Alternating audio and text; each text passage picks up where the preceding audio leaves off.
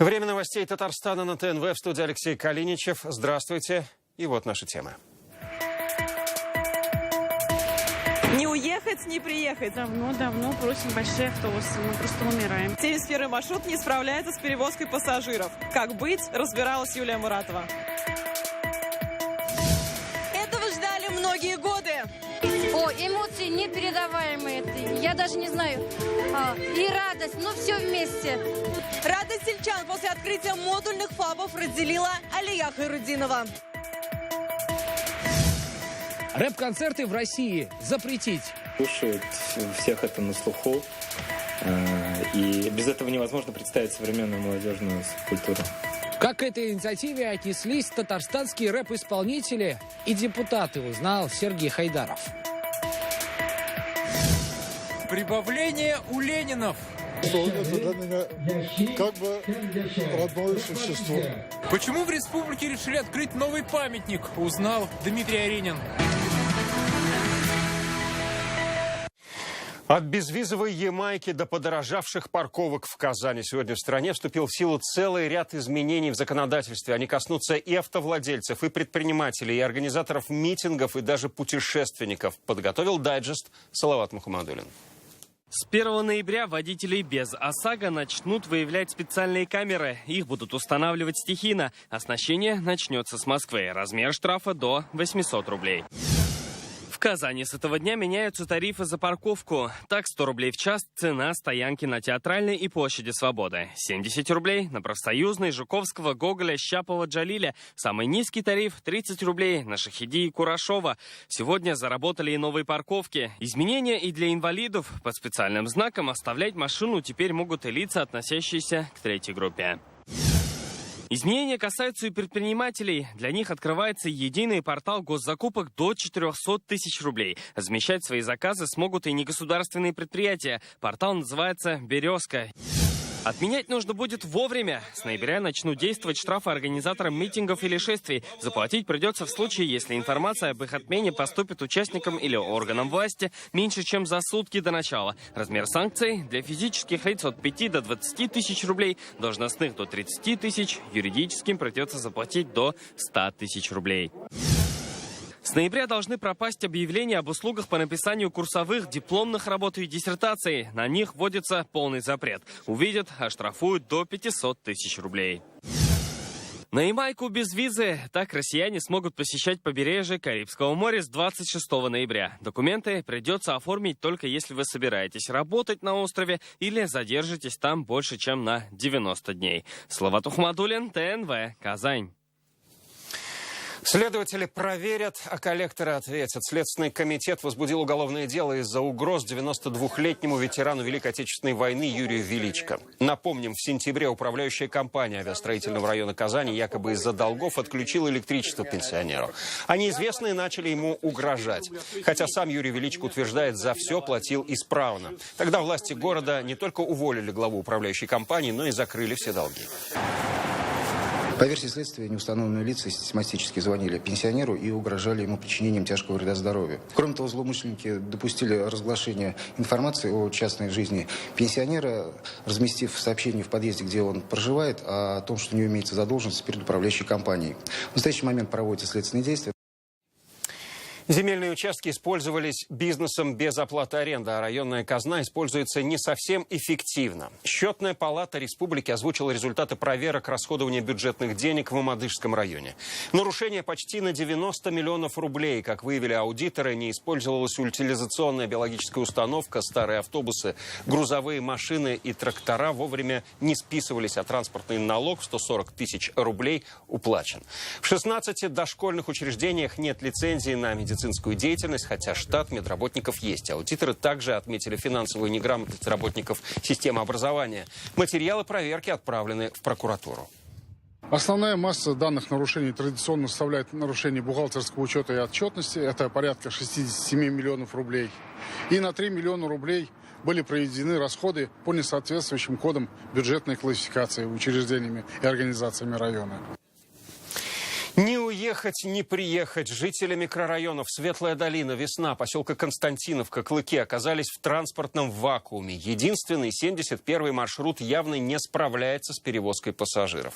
Более того, казанцы с этих комплексов жалуются, автобусов мало, в часы пик приходится давиться в салонах. Причем это один из самых длинных городских маршрутов, его протяженность 33 километра. Как быть, разбиралась Юлия Муратова.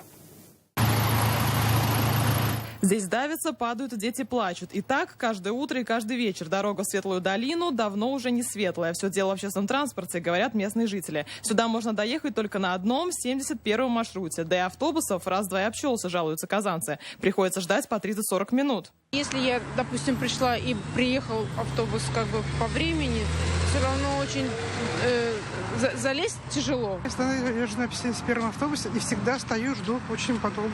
Дина Габдурахманова признается, часто опаздывает на работу. Ехать ей приходится почти до конечной, а других маршрутов с этой остановки до Самосырова нет. Давно просим большие автобусы, мы просто умираем. Тем более сейчас там население же, сами видите, разрослось.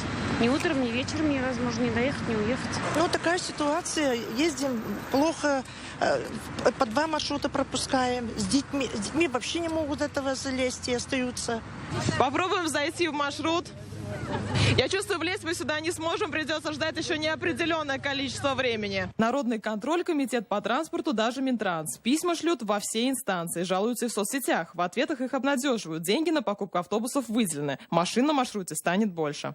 Сейчас главный вопрос, когда? Его сегодня адресовали и в исполком города. Для улучшения транспортного обслуживания пассажиров перевозчикам принято решение обновить автопарк и приобрести 9 единиц новых автобусов марки «Лотос» 206 средней вместимости 72 пассажира. 5 автобусов уже курсируют на маршруте, еще 4 поступят до 15 ноября. Первые жалобы начали появляться еще год назад. По массовым просьбам весной запустили еще 2 новых автобуса на 55 мест. Через 2 недели будет курсировать еще 9, и рассчитаны они на большее количество пассажиров. Юлия Муратова, Марат Зайдуллин, ТНВ, Казань. Это сообщение мы получили на WhatsApp нашей информационной службы. Его номер 8 987 420 0101. Сообщение принимаем круглосуточно. Пишите ваши новости, присылайте фото, прикрепляйте видео. Этот номер сейчас есть и на нашем сайте tnv.ru. Вы его сразу увидите в правом верхнем углу. Мы ежедневно получаем десятки сообщений. Прожить четверть века, чтобы переступить порог современного ФАПа. Такие сегодня появились сразу в 2 селах Дрожжановского района. Жители уже оценили рыжие пункты. Говорят, если даже не болит, будут приходить. Радость сельчан разделила Алия Хайрудинова. Вот сейчас приятно работать. Ирина Манякова работает фельдшером четверть века. Как будет работать в новых условиях, как будет пользоваться новыми инструментами, ей даже не снилось. Сейчас же все наяву. Этот ФАП будет обслуживать около 100 человек. Качество медпомощи было высоким, но вот условиями похвастаться здесь не могли. Жилым надо, молодым надо, всем надо. Хорошо. Спасибо. Эмоции непередаваемые. Я даже не знаю. И радость, но все вместе. Но такого, конечно, не ожидали. Как говорится, радость такая, что не передать словами. И старики, и молодежь может обращаться. И все, спасибо большое. Программа модернизации первичного звена здравоохранения в Дрожжаное пришла в 2012 году. За 6 лет построили 13 модульных ФАПов. Здесь созданы все условия для оказания первой доврачебной медико-санитарной помощи.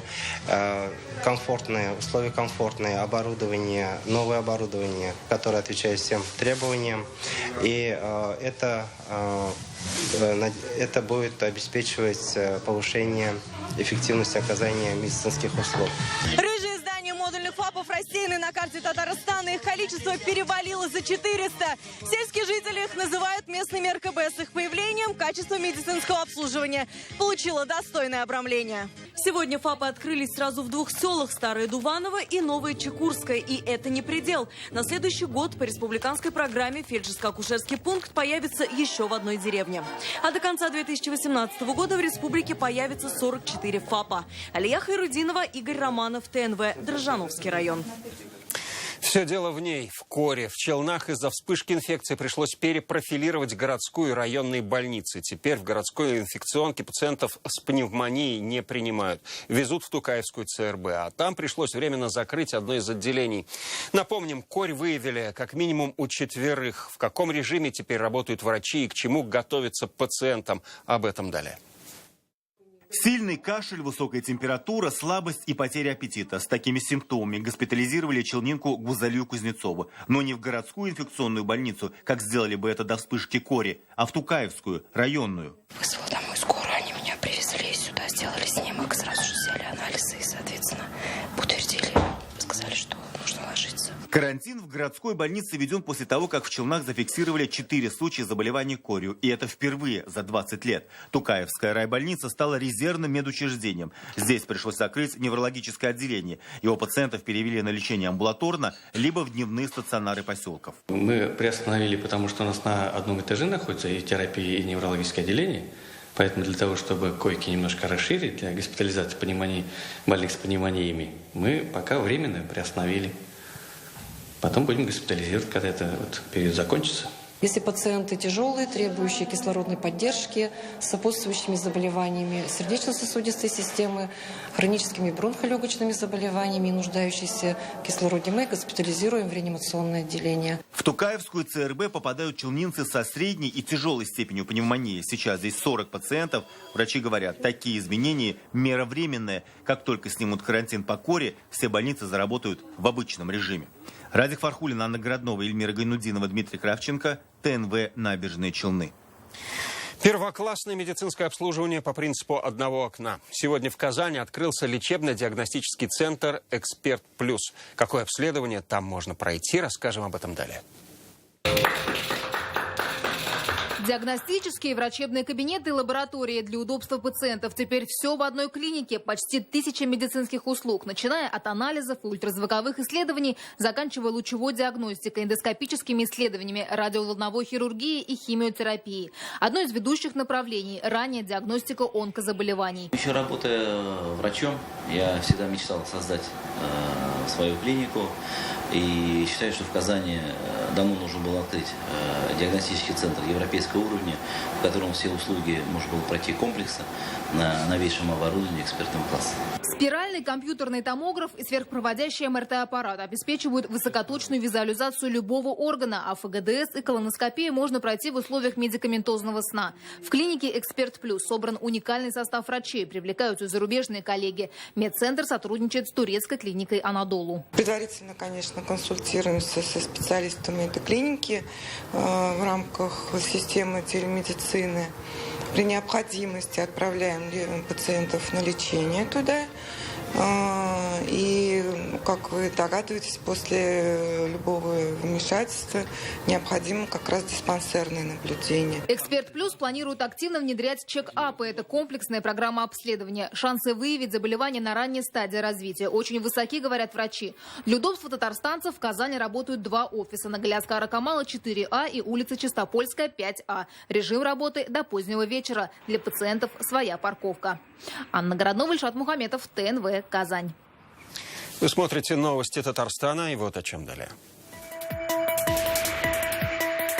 Рэп-концерты в России запретить. Слушают, у всех это на слуху. И без этого невозможно представить современную молодежную культуру. Как к этой инициативе отнеслись татарстанские рэп-исполнители и депутаты, узнал Сергей Хайдаров. Прибавление у Ленинов. Это для меня как бы родное существо. Почему в республике решили открыть новый памятник, узнал Дмитрий Аренин. Рустам Минниханов ушел в отпуск. На отдыхе президент Татарстана будет с 1 по 6 ноября. Согласно Конституции республики, в эти дни его обязанности будет исполнять премьер-министр Алексей Песошин. Роды по системе «Халяль». В Москве открылся конгресс «Москол Халяль Экспо». Здесь все по развитию индустрии халяль. Одно из новых направлений – обсуждение вопросов беременности и родов, а также нахождения в перинатальных медицинских центрах по системе «Халяль». Этому посвящена дискуссия, которая пройдет в рамках конгресса. Также обсуждают сертификацию отелей, производство косметики, еды под брендом «Халяль» и не только. Нет, во-первых, актуально. Я, например, всегда ищу, где что, вот эту продукцию халяль. Самый крупный в стране сегодня в Заинске открылся новый элеватор. Здесь можно хранить до 150 тысяч тонн зерна. В лабораториях сырье будут анализировать на качество, количество белка, клетчатки и его масляничность. Здесь участие человека сведено к минимуму. Чтобы построить этот элеватор, инвестор внес 1,5 миллиарда рублей. По воде, льду и по суше судно с такими возможностями появилось сегодня на вооружении нижнекамских спасателей. Речь идет о катере «Хивус». Это амфибия на воздушной подушке, которая передвигается без проблем на мелководье, болотах, сплошном и битом льду и пологих береговых склонах. Решение о передаче амфибии Нижнекамскому району было принято на Совете Безопасности. Вручил ее спасателям лично глава МЧС республики. Сегодня мы с Айдаром подписываем соглашение. И я думаю, к первому льду судно, задача к первому льду судно должно стоять уже на боевом расчете. Одни за Тукая, другие за Туполева и Королева, третьи за Шаляпина. Разгораются страсти вокруг голосования за название аэропортов России. Как назовут Казанский и Бегишево? Сегодня к работе подключились волонтеры. С улицы Баумана репортаж Лилии Кашфаровой. «Поем за Шаляпина» бросил клич в соцсетях блогер Кирилл Ершов и организовал акцию в поддержку кумира в голосовании. Возле памятника певцу собрались уличные музыканты и артисты. Изначально следил за этим проектом, и так как я с самого детства в творчестве, для меня просто не было другого выбора, кроме Федора Ивановича Шаляпина. Кроме Шаляпина, Девитаев, Толстой, Лобачевский, Королев и другие. В полуфинале 9 кандидатов, а в финале останутся 3. Кто выбирает народ? Андрей Николаевич Туполева. Потому что это имя связано с авиастроением и с городом Казанью. Мне кажется, Габдулла Тукай. Я бы выбрал бы имя Толстого, потому что он единственный среди всех жил в этом городе. Сделать свой выбор призывают волонтеры. Проголосовать можно на сайте великиеимена.рф и на портале госуслуг. Победители голосования определятся до 30 ноября. Очень много известных имен в России, в Татарстане, которые работали здесь, которые жили. Новое имя выбирают не только аэропорту Казани, но и Бегишева. Шамиль Агеев, председатель промышленной палаты, уже сделал свой выбор. Мой выбор — Николай Васильевич Лемаев. В Баварии, в Германии, аэропорт имени Штрауса. Да? Во Франции аэропорт имени де Голля. Это, очевидно, определенная память, определенный символ. Имена великих людей получат 47 российских аэропортов международного и федерального значения. Общий поток – более 170 миллионов пассажиров в год. Сегодня мы выбираем Шаляпина. А кого выбираете вы? Джалиля, Тукая, Державина или Туполева? Проголосовать на сайте может каждый. И уже в этом году аэропорты России получат великие имена. Лилия Кашфарова, Вадим Илларионов, ТНВ, Казань.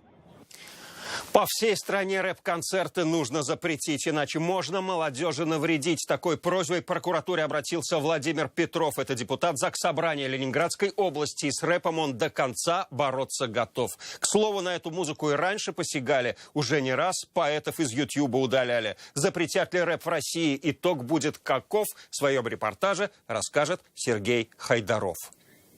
Еду в магазин Гуччи в Санкт-Петербурге. Она жрет будто это бургер. Вот такой он, русский рэп, дерзкий и беспощадный. Эта музыка сейчас звучит везде, и чаще всего в наушниках молодых. В своих клипах исполнители не стесняются говорить об алкоголе, наркотиках, сексе и нецензурно выражаться. Я настолько что лежал в дурке. Рэп-движение быстро захватило страну и республику тоже. Речитатив на татарском становится обычным делом. Это казанский рэп-исполнитель Нурминский. Его песня про лайки в Инстаграме буквально взорвала интернет. Говорит, аудитория слушателей растет, поэтому к текстам относятся предельно внимательно. В моих текстах нет такого, прям, что я призываю молодежь к какому-то насилию. Чего не скажешь о других исполнителях. Появились противники русского рэпа. По мнению депутата Заксобрания Ленинградской области Владимира Петрова, этот жанр музыки – прямая пропаганда насилия, наркотиков и экстремизма. Соответствующее обращение с просьбой запретить все рэп-концерты в стране он направил генпрокурору Юрию Чайке. Прошу вас принять меры прокурорского реагирования в части проведения мероприятий по недопущению проведения псевдомузыкальных собраний и официальных концертов рэперов на территории России до момента нормализации ситуации в молодежной среде. Новость взорвала музыкальный мир. Как к такой инициативе отнеслись рэперы республики, мы их спросили. В силу своей испорченности человек сам вправе выбирать, что ему слушать. Я считаю, что это полная чушь, потому что музыка должна быть разная, плюрализм музыкальных жанров должен соблюдаться в стране. С инициативой коллеги из Санкт-Петербурга татарстанские депутаты согласны только отчасти. Ну, запретим. Ну, уйдет она в подполье, где мы это вообще видеть не будем. А тут, так сказать, мы видим, смотрим, по телевизору видим. Рэп в современном виде заразился в США еще в 70-х. С тех пор в Штатах этот жанр стал символом свободы слова. А вот в России в некоторых песнях видят угрозу. Клипы отдельных исполнителей удалены из сети. Смогут ли без рэп-концертов жить казанцы? Мы узнали у них. Если запрещать рэп, музыку и рэп-концерты, то надо запрещать и рок-концерты, и рок-н-ролл. Пусть запретят, я слушаю больше классическую музыку. Великолепный рэп-концерт, это международный же концерт. Какой будет реакция на инициативу в прокуратуре, пока не ясно, но история не раз доказывала. Когда запрещают, это привлекает. Сергей Хайдаров, Данил Филатов, ТНВ, Казань. Кто-то теряет, а кто-то находит. В Арском районе восстановили заброшенный памятник Ленину. Скульптуру обновили и место подобрали. Из деревни Кинер его перевезли в райцентр. А тех, кто идет по пути Ильича, Дмитрий Аринин. Обстановка торжественная, расположение новое. Теперь этот памятник Ленину будет встречать работников Арского ремонтно-механического завода. Собственно, они его и восстановили. Так совпало, что вождь позой и показывает в сторону своих благодетелей. Мы же воспитаны с идеей Ленина, и у него очень хорошее слово как раз подходит к нему, чтобы крестьяне не голодали, и их дети могли учиться, нужно 100 тысяч тракторов. Мы вот как раз этим делом занимаемся. Поприветствовать монументального новосела собрались несколько десятков арчан. Очень я со слезами поблагодарила Данила Шакировича за то, что он сделал вот это дело. Это памятник на всю жизнь. Как говорят, памятнику около 80 лет. Он чуть моложе комсомола. В Новом Кинере скульптура была местом культовым. Возле этого памятника меня принимали в пионеры. Так что это для меня как бы родное существо. Памятники Ленину были самой популярной скульптурой Советского Союза. Только в Татарстане их сейчас около 100. Так единственный на весь район высится памятник Ленину в Высокой горе. А это один из малоизвестных казанских памятников на улице Воровского. А это памятник исполинского размера в Казанском парке Крылья Советов, как шутят в позе читающего стихи Маяковского. Монументы Ленину ставили во многих странах мира. Вот только в последнее время эта традиция пошла на слом. Их демонтируют. Так в Нью-Йорке, а это уже Индия. В Татарстане сохраняется созидательная тенденция. Заново поставлены, заново открыты памятники, они превалируют, чем снесенные. Посмотрите, дом музея Ленина, улица Ульяновых. Посмотрите ДК Ленина. Посмотрите, сейчас будет ремонтироваться капитально Ленина-Кукушкина. Как бы кто ни относился к вождю мирового пролетариата, история бессослагательна. И Ленин в ней утвердился уже прочно. Дмитрий Аринин, Александр Лобанов, ТНВ, Арский район. Далее о спорте и о погоде, после чего на ТНВ вызов 112. Ну, я прощаюсь до следующего выпуска в 21:30. До встречи.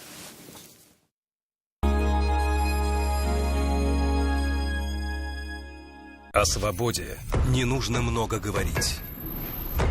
Лучше ее просто почувствовать, испытать, услышать. Volkswagen Tiguan Offroad. Почувствуй свободу. Volkswagen.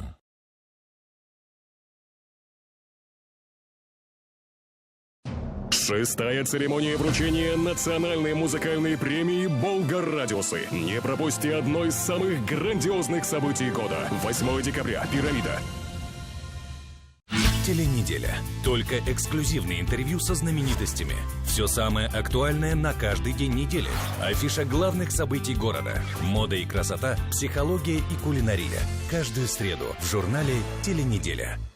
В ноябре Datsun от 369 тысяч рублей. Зимняя резина в подарок. Та практичный, та доступный, та Datsun. Марка на Чуйкова. Звони 45. В компанию требуются электрогазосварщики с аттестацией НАКС на ОХ-НВП для работы вахтовым методом. Официальное трудоустройство, проезд, питание, проживание, спецодежда за счет работодателя.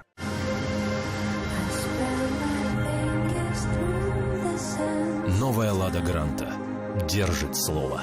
Совершите покупку автомобиля «Лада» в автосалонах «Канавто» и «Азина Авто» и участвуйте в розыгрыше нового автомобиля «Лада Гранта».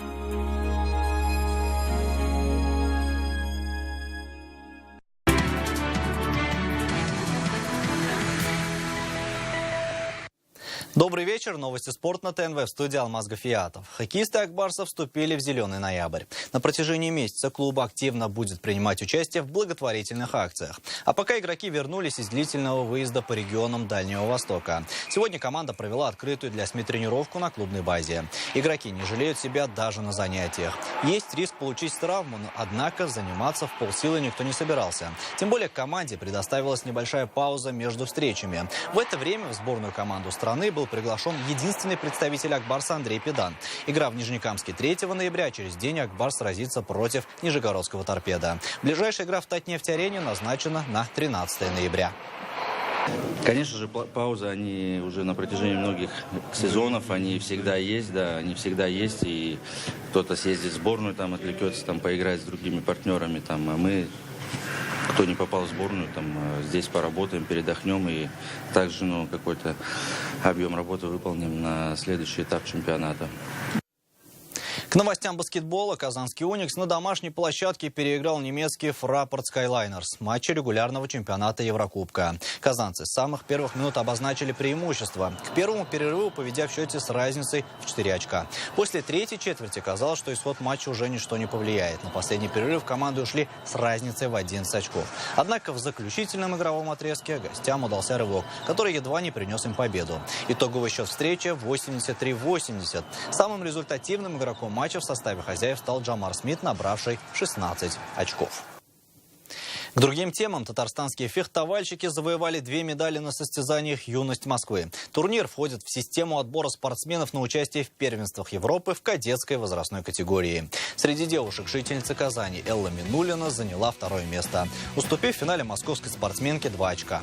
Всего в этой дисциплине за главный приз боролись более 150 участников. Среди саблистов казанец Сергей Сомов также занял 2-е место. Изначально в списках значилось 113 фамилий. Теперь татарстанцы будут готовиться к европейским стартам по фехтованию. И это все новости спорта к данной минуте. Будьте здоровы и занимайтесь спортом. До свидания.